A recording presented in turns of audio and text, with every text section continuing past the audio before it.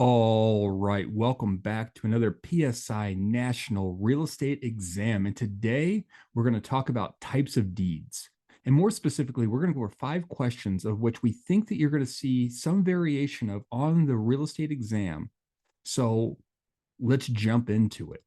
Question number 1: which of the following choices would not be used to transfer a parcel of real estate into a revocable living trust? A trust deed. A trust deed, also known as a deed of trust, serves a specific type of loan agreement in which this document a borrower offers a piece of real estate as collateral to secure a loan. The primary purpose of a trust deed is to convey a limited portion of the property's title from the borrower to the trustee, referred to as bare legal naked title. It's crucial to note that when someone intends to transfer a piece of real estate into a revocable living trust, a trust deed is not the appropriate choice. Instead, there are alternative conveyancing documents available, each designed for the specific purpose of transferring property titles into a revocable living trust. Question number 2: a lender offers to take over the title of a property that is in foreclosure without going through the foreclosure process. This is called a deed in lieu of foreclosure. A deed in lieu of foreclosure represents an alternative to foreclosure proceedings and is executed through a mutual agreement between the lender and the borrower, bypassing the need for a lawsuit. On the other hand, a conveyance deed is employed by a trustee who holds a deed of trust to transfer the property's title back to the trustor. In the case of an assumption, a borrower acquires a property by taking on the seller's existing debt, assuming personal responsibilities for the entire debt payment. Finally, a subordination agreement is an agreement where two lenders mutually agree to shift the priority of the first mortgage lien to a secondary position.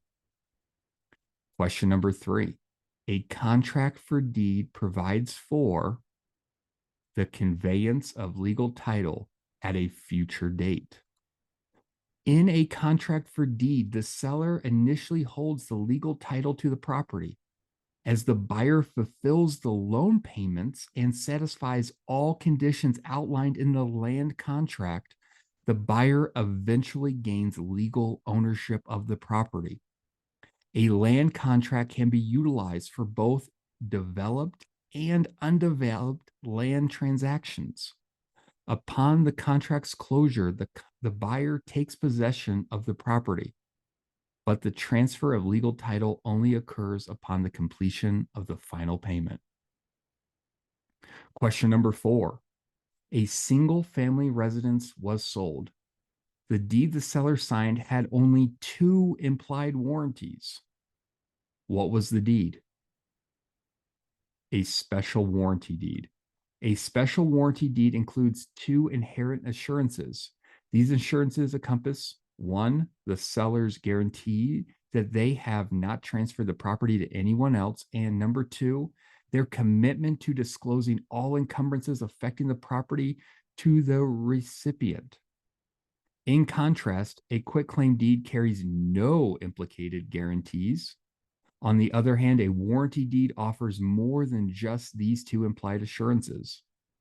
An easement deed, in contrast, serves the purpose of transferring a non-possessionary right to utilize the grantor's land for a specific purpose.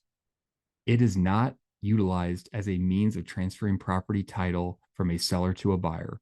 And as always, note the context of a deed. The seller is referred to as a grantor, while the buyer is known as the grantee. And question number 5: a deed that contains no expressed warranties is a quitclaim deed. A quitclaim deed offers the grantee the lowest level of protection against among all types of deeds since it does not include any promises or insurances. A bargain and sales deed, while lacking explicit warranties against encumbrances, implies that the grantor possesses both title and possession of the property. And on the other hand, a warranty deed provides robust guarantees of having a clear and valid title to the property. It ensures that the grantee of the property's quality in terms of title. In contrast, a deed of trust is employed to establish a lien on a property as collateral for a loan. All right, I hope that was helpful. This was 5 questions around types of deeds that we think you will see some variation on of your PSI National Real Estate Exam. If this was helpful, give us a thumbs up and subscribe, because every week we drop a new video to help you pass your PSI National Real Estate Exam.